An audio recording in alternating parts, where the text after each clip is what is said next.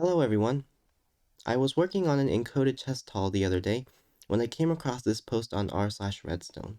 So at last! A call, a cry of distress! This could be the sign that leads us to the Holy Grail! Lucky for them, I've already worked on this problem 2 years ago. If you are unfamiliar with what a redcoder does, this in front of me is a simple design that has been used since the beta version of the game. It takes an analog hexadecimal input and maps it to a single slice, as you can see here. Notice that only one lamp is activated at a time. The other lamps before are kept unlit despite the dust signal reaching them. While this design is simple and basically unbreakable, it is also quite wide, making it hard to use for projects which require a small size. Droppers and dispensers in the Java version of the game are quasi-connectivity enabled. What this means is that a dropper can be powered through an additional block above it. In other words, any powered block touching the orange concrete here will be able to power the dropper. However, when such a block is powered, the dropper will remain unpowered until it is updated because the redstone power usually only updates up to one block away from the source, which is not enough to reach the dropper. Using this mechanic, it is possible to construct basic logic gates. On my left is an AND gate which only outputs a signal if both inputs are powered. On my right is a conditional gate, which is powered if the green input is triggered without the red input firing. A simple memory latch can be created as well.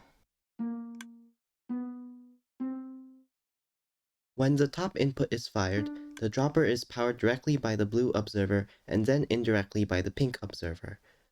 The dropper stays in the powered state because the pink observer is unable to update the dropper despite powering it.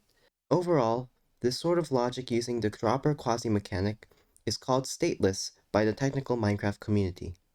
This is due to it not using any piston and redstone states, which makes it more resilient to breakage. Moreover, stateless allows one to create smaller and more compact contraptions, such as my redcoder design.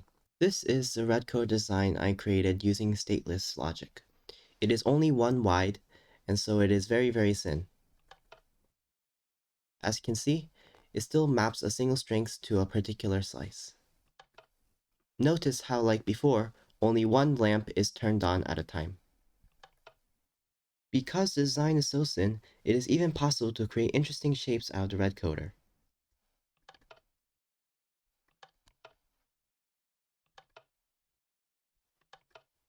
So, what kind of contraptions can possibly benefit from this redcoder design? Here is a simple hexadecimal to binary converter that I created using this mechanic. It is able to convert hexadecimal signals into binary at hopper speed.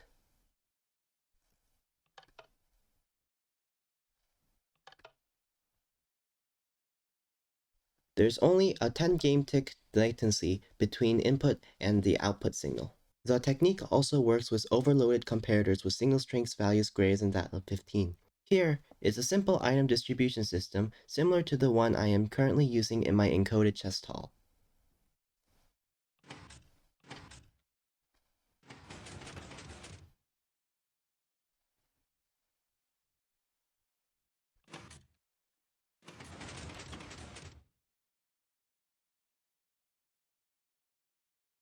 In this example, I've combined multiple redcoders in order to make a decimal decoder, which takes in 2 digits and decodes it to a particular slice.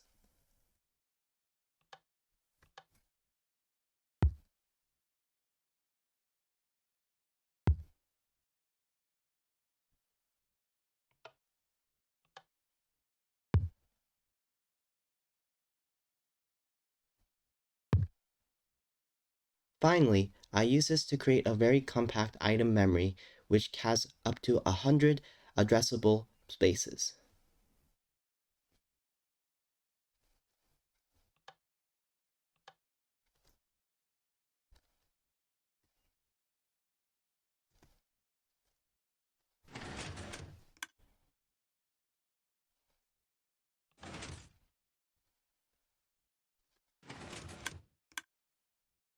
Now that is all I have for you today.